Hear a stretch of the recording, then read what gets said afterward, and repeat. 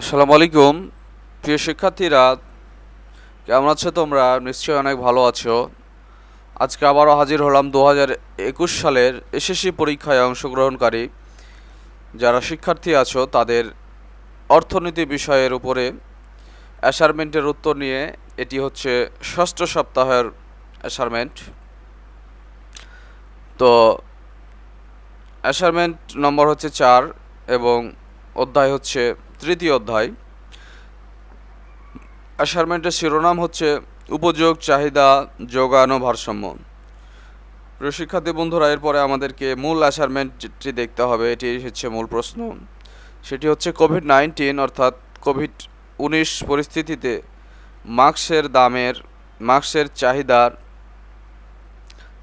মাস্কের বিভিন্ন দামের চাহিদা ও যোগানের পরিমাপ।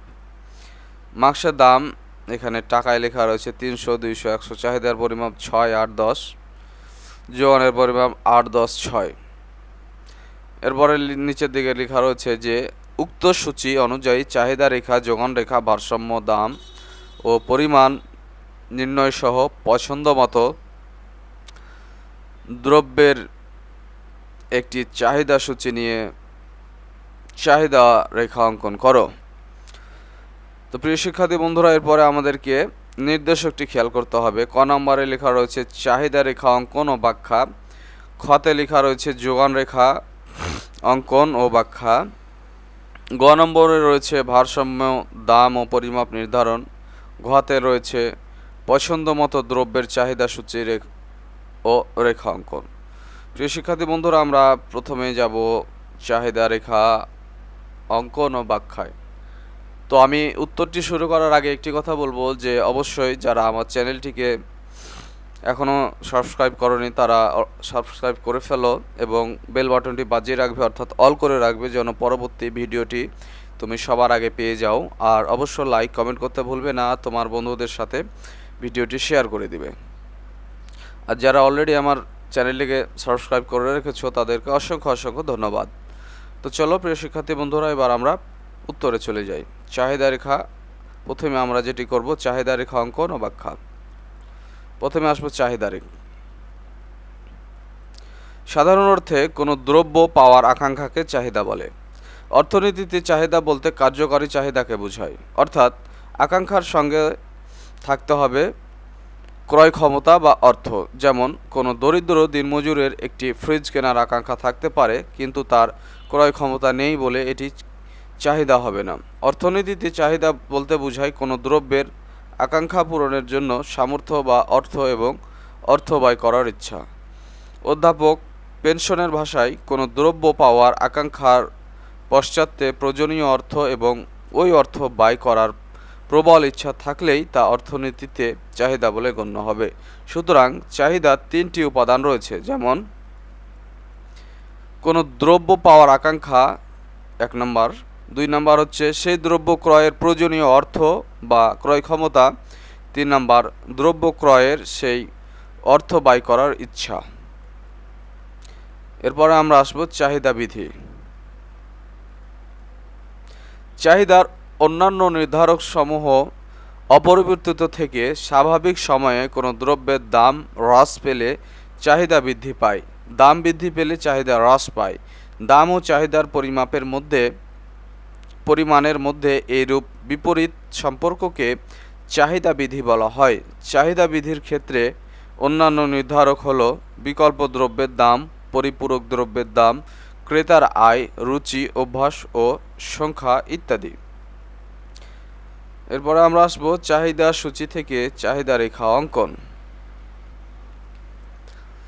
চাহিদা বিধিতে আমরা দেখেছি দামের সাথে চাহিদার বিপরীত সম্পর্ক বিদ্যমান, অর্থাৎ দ্রব্যের দাম বাড়লে চাহিদার পরিমাণ কমে, আবার দ্রব্যের দাম কমলে চাহিদার পরিমাণ বাড়ে।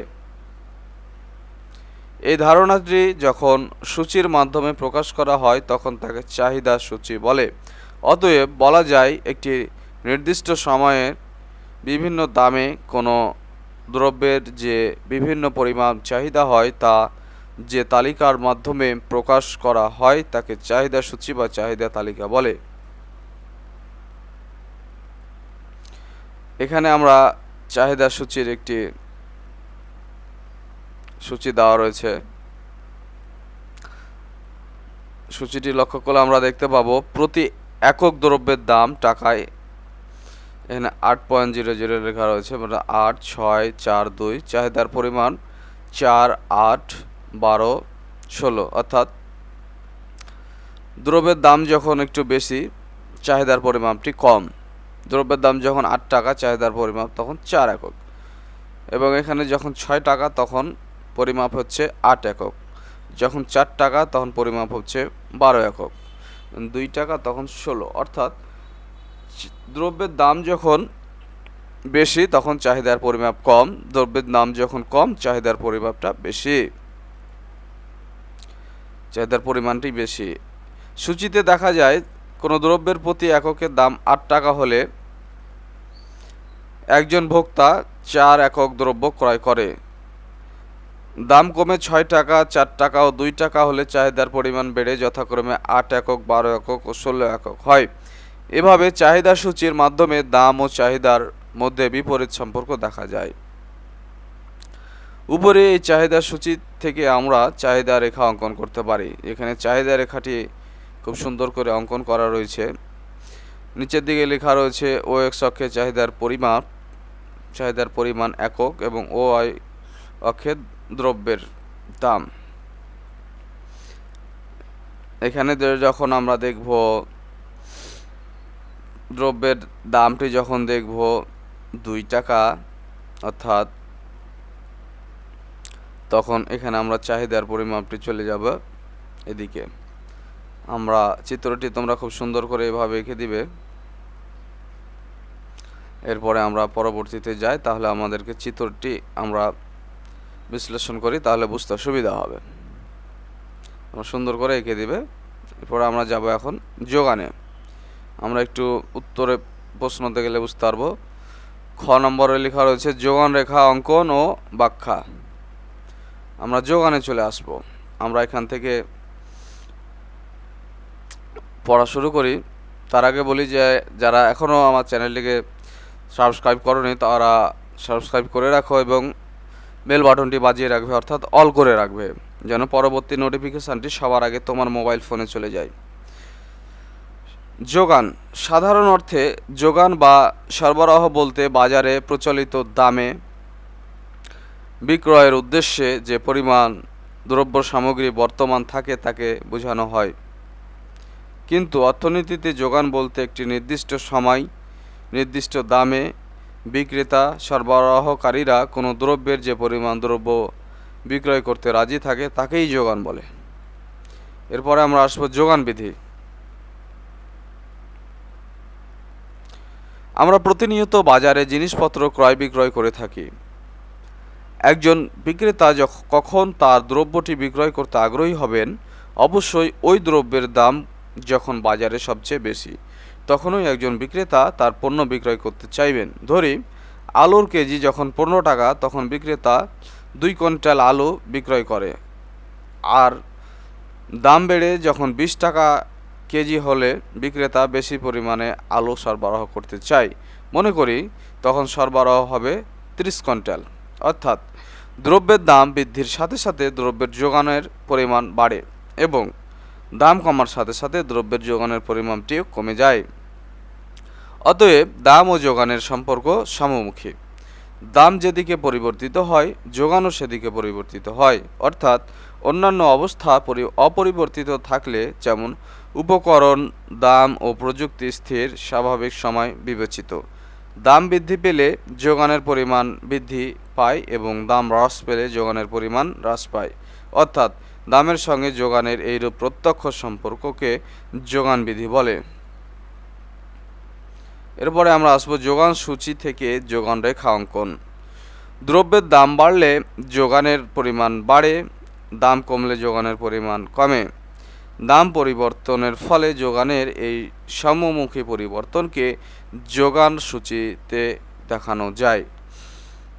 যোগান সূচির একদিকে দ্রব্যের দাম এবং অন্যদিকে দ্রব্যের যোগানের পরিমাণটি দেখানো হলো। যোগান সূচি প্রতি একক দ্রব্যের দাম 10 টাকা, 20 টাকা, 30 টাকা, 40 টাকা। যোগানের পরিমাণ 10 কুইন্টাল, 20 কুইন্টাল, 30 কুইন্টাল, 40 কুইন্টাল। আমরা সূচিতে দেখা যায় যে কোনো দ্রব্যের প্রতি কুইন্টালের দাম 10 টাকা হলে তার যোগান হয় 10 কুইন্টাল। আবার দাম বেড়ে যখন 20 টাকা হয়, 30 টাকা হয় ও 40 টাকা হয়, যোগানের পরিমাণ বেড়ে তখন দাঁড়ায় যথাক্রমে 20 কুইন্টাল, 30 কুইন্টাল ও 40 কুইন্টাল। এভাবে যোগান সূচিতে যোগান বিধি প্রতিফলিত হয়। এরপরে আমরা দেখাবো যোগান রেখা। কোনো দ্রব্যের দাম বাড়লে যোগানের পরিমাণ বাড়ে, দাম কমলে যোগানের পরিমাণটি কমে যায়। দাম পরিবর্তনের ফলে যোগানের পরিমাণের এই সমমুখী পরিবর্তনকে যখন রেখাচিত্রের মাধ্যমে দেখানো হয় তখন তাকে যোগান রেখা বলে। যোগান সূচি থেকে কিভাবে যোগান রেখা অঙ্কন করা হয় তা নিচে দেখানো হলো। বামে একটি চিত্র দেওয়া রয়েছে যোগানের পরিমাণ, অর্থাৎ ও এক্স অক্ষে যোগানের পরিমাণ কুইন্টাল এবং ও ওয়াই অক্ষে দ্রব্যের দাম। চিত্রে ও এক্স বা ভূমি অক্ষে দ্রব্যের যোগান বা পরিমাণ ও ওয়াই অক্ষে লম্ব অক্ষে দ্রব্যের দাম নির্দেশ করা হয়েছে। দ্রব্যের দাম যখন 10 টাকা, দ্রব্যের দাম যখন 10 টাকা এদিকে ওয়াই অক্ষে, তখন দ্রব্যের যোগানের পরিমাণটি হচ্ছে 10 কুইন্টাল, ওয়াই অক্ষে 10 কুইন্টাল, যা মিলিত হয়েছে এ বিন্দুতে। এভাবে দ্রব্যের দাম যখন 20 টাকা, 30 টাকা ও 40 টাকা, তখন দ্রব্যের যোগান যথাক্রমে 20, 30 আর কি 40 কুইন্টাল এবং 20, 30 এবং 40 কুইন্টাল। বিন্দুগুলো মিলিত হয়েছে যথাক্রমে বি, সি এবং ডি বিন্দুতে। এবার আমরা এ, বি, সি ও ডি বিন্দুগুলোকে যোগ করলে পাবো যেখানে এস থেকে এস ড্যাশ রেখা, এটিই হচ্ছে যোগান রেখা। এরপর আমরা আসবো ভারসাম্য দাম নির্ধারণ। আমরা একটু প্রশ্নতে যাব যে ভারসাম্য দাম ও পরিমাণ নির্ধারণ। তা গ নাম্বার আলোচনা করছি এখন, ভারসাম্য দাম নির্ধারণ। বাজারে একটি সাধারণ দৃশ্য হলে ক্রেতা বিক্রেতার মধ্যে দ্রব্যের দাম নিয়ে দর কষাকষি হয়। ক্রেতা চেষ্টা করে সর্বনিম্ন দামে দ্রব্যটি ক্রয় করতে, আবার বিক্রেতা চেষ্টা করে সর্বোচ্চ দামে দ্রব্যটি বিক্রয় করতে। ক্রেতা বিক্রেতার দর কষাকষির ফলে এমন একটি দামের দ্রব্যটি ক্রয় বিক্রয় হয় যেখানে চাহিদা ও যোগান পরস্পর সমান। যে দামে দ্রব্যটির চাহিদা ও যোগান সমান হয় তাকে ভারসাম্য দাম বলে। ভারসাম্য দামে যে পরিমাণ দ্রব্য কেনা বেচা হয় তাকে ভারসাম্য পরিমাণ বলে। চিত্র ভারসাম্য দাম নির্ধারণ। এখানে চিত্রের ও এক্স অক্ষে অর্থাৎ ভূমি অক্ষে যোগান ও চাহিদা ও যোগানের পরিমাণ কুইন্টাল এবং ও ওয়াই অক্ষে দ্রব্যের দাম যে দেখানো হয়েছে, চিত্রটি দিতে হবে। এরপরে আমরা নিচের দিকে যাব। এখানে লেখা রয়েছে যে উপরের রেখাচিত্রে ভূমি অক্ষে বা ও এক্স অক্ষে চাহিদা যোগানের পরিমাণ এবং লম্ব অক্ষে বা ও ওয়াই অক্ষে দ্রব্যের দাম নির্দেশ করা হয়েছে। রেখাচিত্রে বাজার চাহিদা রেখা ডি ড্যাশ এবং বাজার যোগান রেখা এস ড্যাশ অঙ্কন করা হয়েছে। ধরো ও এ দামে চাহিদা ও যোগানের পরিমাণ যথাক্রমে ও ই ও ও এইচ, ও ই ও ও এইচ। এ দামে চাহিদা অপেক্ষা যোগানের পরিমাণ বেশি। চাহিদা অপেক্ষা যোগান বেশি হলে দাম কমবে, ফলে এর এক সময় দাম কমে ও এ থেকে ও পিতে আসবে, যেখানে চাহিদা ও যোগান সমান হবে। আবার দাম যদি ওসি হয় তাহলে যোগানের পরিমাণ ওই এবং চাহিদার পরিমাণ ও এইচ, অর্থাৎ এখানে যোগানের তুলনায় চাহিদার পরিমাণ বেশি, ফলে একসময় দ্রব্যের দাম অবশ্যই বাড়বে এবং দাম ওপিতে গিয়ে স্থির হবে। যেখানে চাহিদা ও যোগানের পরিমাণ পরস্পর সমান, এভাবে দেখা যায় দাম যখন ওপি হয় কেবল তখনই চাহিদা ও যোগানের মোট পরিমাণ সমান, অর্থাৎ ওএম।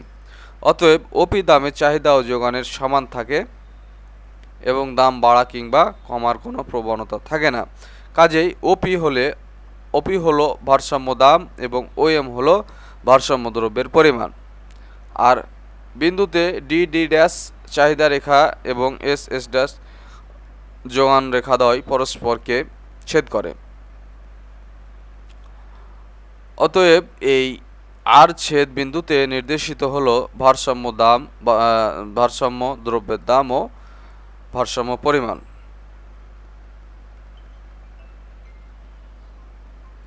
তো প্রিয় শিক্ষার্থী বন্ধুরা, এরপরে আমরা সামনের দিকে যাব। এখানে একটি সারণী তৈরি করা হয়েছে। সারণীতে প্রতি কেজি 25 টাকা দামে ভোক্তা প্রতি মাসে 25 কেজি চিনি ক্রয় করে 20 টাকা দামে 30 কেজি। এখানে সংমিশ্রণটি দেওয়া রয়েছে ABCDE এবং প্রতি কেজি চিনির দাম যথাক্রমে টাকায় দেওয়া রয়েছে 25, 20, 15, 10, 5। চাহিদার পরিমাণটি দেওয়া রয়েছে 25, 30, 35, 40, 55। এখানে 30 কেজি চিনি ক্রয় করে। এভাবে সারণীতে দেখা যায় প্রতি কেজি চিনির দাম যত কমছে চিনির চাহিদার পরিমাণ তত বাড়ছে। চাহিদা সূচি অনুযায়ী আমরা দেখতে পাচ্ছি যে একটি নির্দিষ্ট সময়ে চাহিদার অন্যান্য নির্ধারণসমূহ স্থির থাকা অবস্থায় দ্রব্যের দামের উপর দ্রব্যটির প্রকৃত ক্রয়ের পরিমাণ নির্ভর করে। রেখাচিত্রের মাধ্যমে চাহিদার সূচি প্রকাশই হচ্ছে চাহিদা রেখা। চিত্র এ ও আই, এই যে নিচের দিকে চিত্ররেখা রয়েছে, চিত্রটি হচ্ছে চিনির চাহিদা রেখা। ও আই বা লম্ব অক্ষে চিনির দাম, ও এক্স বা ভূমি অক্ষে চিনির চাহিদার পরিমাণটি দেখানো হয়েছে। ডিডি হচ্ছে ভোক্তার চিনির চাহিদা রেখা। এই ডিডি এই রেখা ABCDE বিন্দুগুলিতে বিভিন্ন দামে চাহিদার বিভিন্ন পরিমাণ প্রকাশ পায়। যেমন সি বিন্দু দ্বারা বোঝা যায় 15 টাকা দামে ভোক্তার মাসে চিনির চাহিদার পরিমাণ 35 টাকা। আবার ডি বিন্দুতে 10 টাকা দামে চিনির চাহিদার পরিমাণ 40 কেজি। অর্থাৎ দাম ও চাহিদার মধ্যে বিপরীত সম্পর্ক বিদ্যমান। দাম কমার সাথে সাথে চাহিদার পরিমাণ বাড়তে থাকে এবং চাহিদা রেখাটি বাম থেকে ডান দিকে নিম্নগামী হয়ে থাকে। তো প্রিয় শিক্ষার্থী বন্ধুরা, আজকে এখানে এই টিউটোরিয়ালটি শেষ করতে হচ্ছে, ইকোনমিক্সের টিউটোরিয়ালটি। তো অবশ্যই আমার যদি ভিডিওটি ভালো লেগে থাকে আমার চ্যানেলটিকে সাবস্ক্রাইব করতে ভুলবে না। যারা অলরেডি সাবস্ক্রাইব করে রেখেছো তাদের অসংখ্য ধন্যবাদ। ভালো থাকবে, সুস্থ থাকবে। আল্লাহ হাফেজ। আসসালামু আলাইকুম।